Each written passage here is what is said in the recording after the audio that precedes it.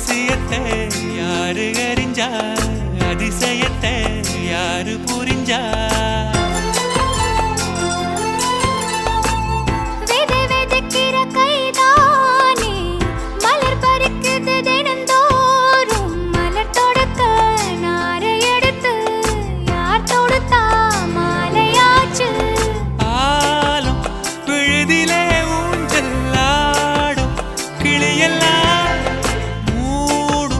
சரகில மெல்ல பேசும் கதையெல்லாம் தாலாட்டி கேட்டிடாமலே தாயின் மடிய தேடி ஓடும் மலநதி போல.